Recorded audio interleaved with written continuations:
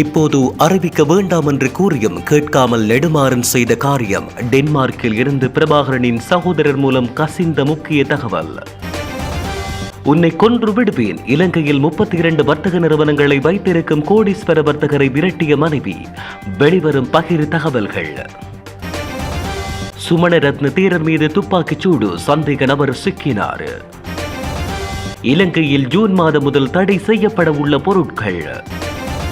கோட்டாபய ராஜபக்ஷ நாட்டை விட்டு வெளியேறிய பின்னணியில் மகிந்த.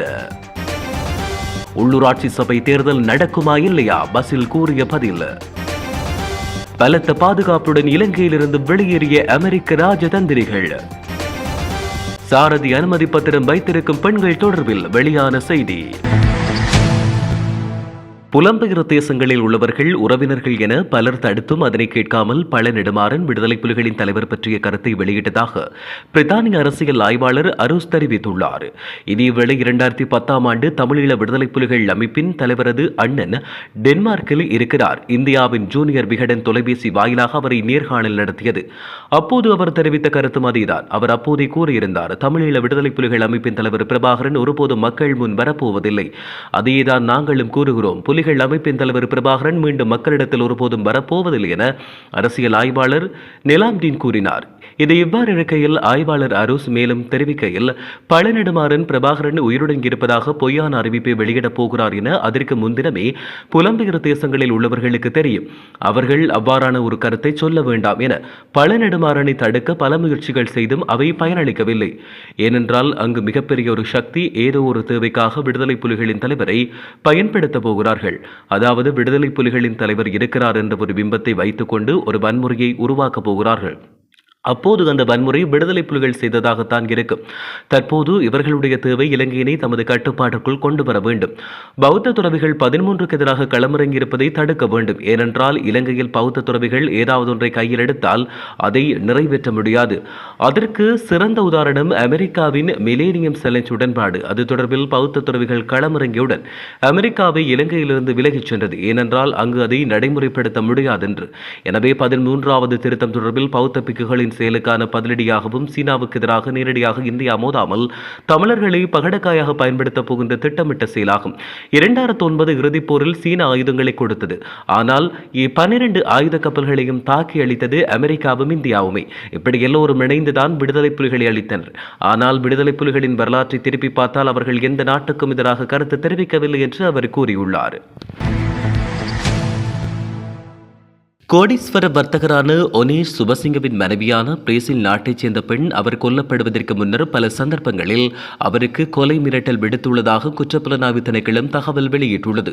ஒனேஷ் சுபசிங்கவுக்கும் அவருடைய மனைவியான பிரேசில் நாட்டு பெண்ணுக்கும் வீட்டில் சொத்து தொடர்பாக அடிக்கடி தகராறு ஏற்பட்டதாகவும் உன்னை கொன்று விடுவேன் என்று பல சந்தர்ப்பங்களில் மனைவி மிரட்டியதாகவும் தெரிவிக்கப்படுகிறது. குறித்த வீட்டில் பணிபுரியும் ஊழியர்களிடம் நடத்திய விசாரணையின் அடிப்படையில் இது தெரிய வந்துள்ளதோடு சந்தேக நபரின் நண்பி என்று கூறப்படும் மற்ற சந்தேக நபர் கடந்த 4 மாதங்களுக்கு முன்னர் இந்த வீட்டிற்கு வந்துள்ளதாக குற்றப்புலனாய்வு திணைக்களம் தெரிவித்துள்ளது.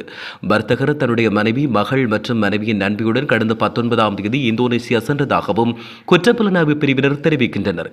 இது தொடர்பில் குற்றப்புலனாய்வு திணைக்களம் நீதிமன்றில் உண்மைகளை அறிக்கை செய்துள்ளது. சுபசிங்கவின் கொலையின் பின்னர் அவருடைய மனைவியும் மகளும் பிரேசில் நாட்டு நண்பியுடன் அந்த நாட்டிற்கு தப்பிச் சென்றுள்ளதாக தகவல் வெளியாகியுள்ளதாக குற்றப்புலனாய்வு பிரிவினர் தெரிவித்துள்ளனர். கொலை சம்பவம் தொடர்பில் விசாரணை நடத்தவும் சம்பவத்தின் பின்னர் தப்பியோடிய மனைவி மற்றும் அவரின் நண்பியை தேடுவதற்காகவும் விசேட ரகசிய காவல்துறை குழு ஒன்று இந்தோனேசியா மற்றும் பிரேசில் ஆகிய நாடுகளுக்கு செல்ல உள்ளது.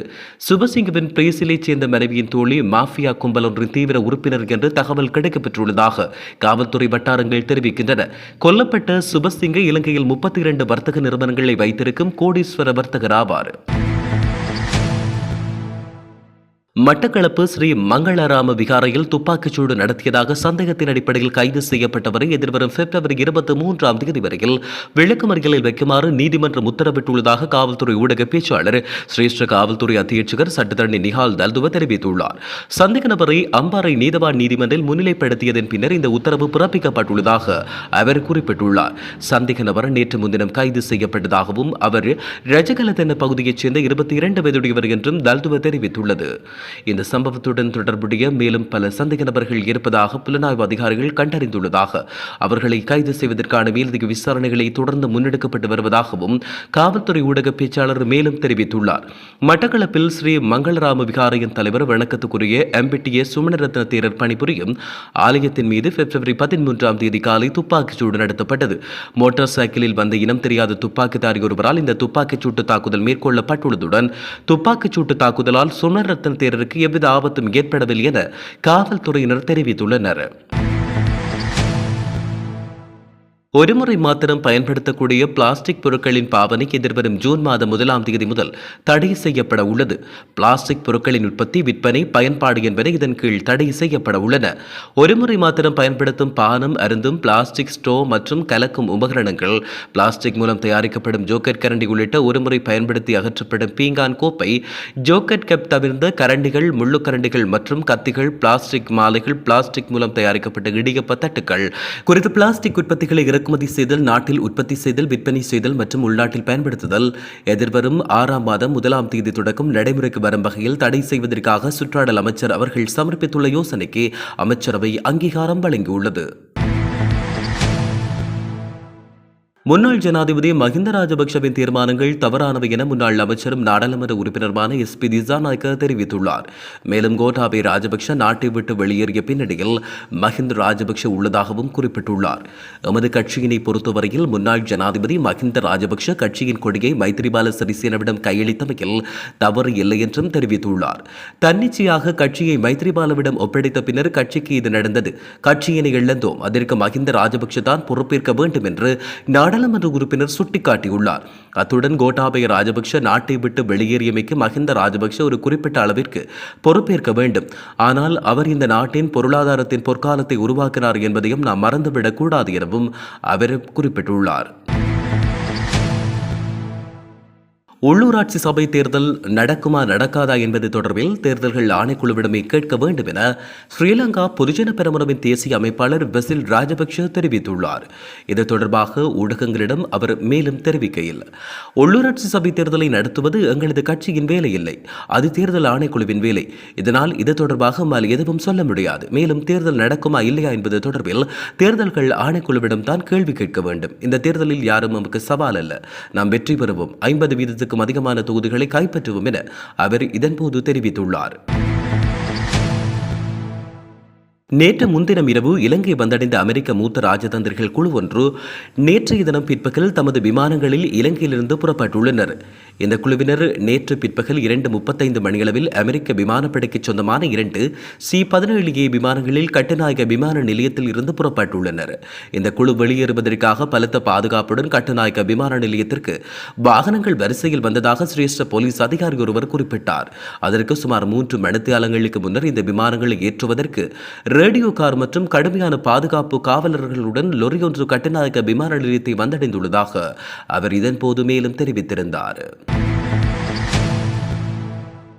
இலங்கையில் சாரதி அனுமதி பத்திரம் பெற்றுள்ள பெண்களின் எண்ணிக்கை 10 லட்சத்தை தாண்டியுள்ளதாக மோட்டார் போக்குவரத்து திணைக்களம் தெரிவித்துள்ளது. இதன்படி இலங்கையில் மொத்தமாக 1,27,00,000 பேர் சாரதி அனுமதி பத்திரங்களை வைத்துள்ள நிலையில் 1,22,418 பெண்கள் சாரதி அனுமதி பத்திரங்களை பெற்றுள்ளனர். இந்த எண்ணிக்கையில் 2,082 பெண்கள் கனரக வாகன அனுமதி பத்திரத்தை பெற்றுள்ளதாக மோட்டார் போக்குவரத்து திணைக்கள ஆணையாளர் வசந்த் ஆரியரத்ன தெரிவித்தார். இதேவேளை 2010ஆம் ஆண்டு டிசம்பர் 31ஆம் தேதியளவில் வெறுமனே 23,488 பெண்களுக்கு மாத்திரமே சாரதி அனுமதி பத்திரம் விநியோகிக்கப்பட்டுள்ளதாகவும் அவர் குறிப்பிட்டுள்ளார். இப்போது அறிவிக்க வேண்டாம் என்று கூறியும் கேட்காமல் நெடுமாறன் செய்த காரியம். டென்மார்க்கில் இருந்து பிரபாகரனின் சகோதரர் மூலம் கசிந்த முக்கிய தகவல். உன்னை கொன்று விடுவேன். இலங்கையில் 32 வர்த்தக நிறுவனங்களை வைத்திருக்கும் கோடீஸ்வர வர்த்தகரை விரட்டிய மனைவி. வெளிவரும் பகிர் தகவல்கள். சுமணரத்ன தேரர் மீது துப்பாக்கிச் சூடு, சந்தேக நபர் சிக்கினார். இலங்கையில் ஜூன் மாதம் முதல் தடை செய்யப்பட உள்ள பொருட்கள். கோட்டாபய ராஜபக்ஷ நாட்டை விட்டு வெளியேறிய பின்னணியில் மஹிந்த. உள்ளூராட்சி சபை தேர்தல் நடக்குமா இல்லையா? பசில் கூறிய பதில்.